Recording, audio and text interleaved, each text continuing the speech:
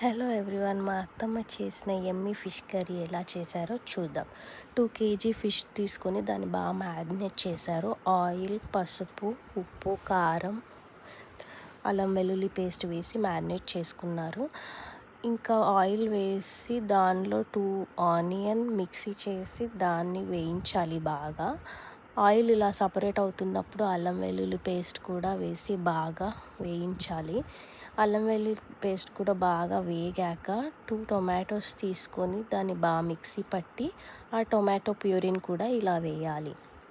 Tomato puree కూడా బాగా వేగాక కరివేపాకు వేయాలి.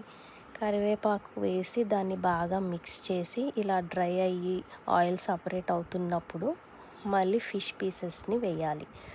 మ్యారినేట్ చేసిన ఫిష్ పీసెస్ని బాగా సెట్ చేసి పెట్టుకోవాలి. 2 లేయర్స్గా అలా సెట్ చేసుకుని అలా కాసేపు వేగనివ్వాలి.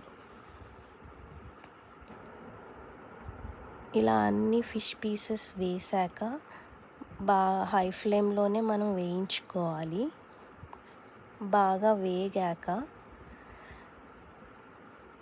మనం ఇలా తిప్పుకోవాలి. గరిటెతో కాకుండా మా అత్తమ్మ చేసినలాగా అలా తిప్పుకోవాలి.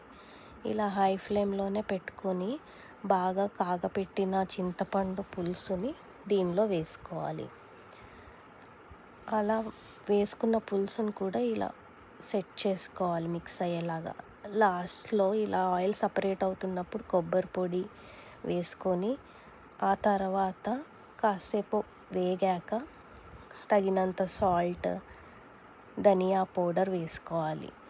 అలా ధనియా పౌడర్ వేసుకున్న తర్వాత ఇలా బబుల్స్ వస్తూ ఉంటుంది. ఈ బబుల్స్ వచ్చినప్పుడు ధనియా పౌడర్ ఇంకా కొత్తిమీర వేసి స్టవ్ ఆఫ్ చేయటమే. అంతే, యమ్మీ యమ్మీ ఫిష్ కర్రీ రెడీ.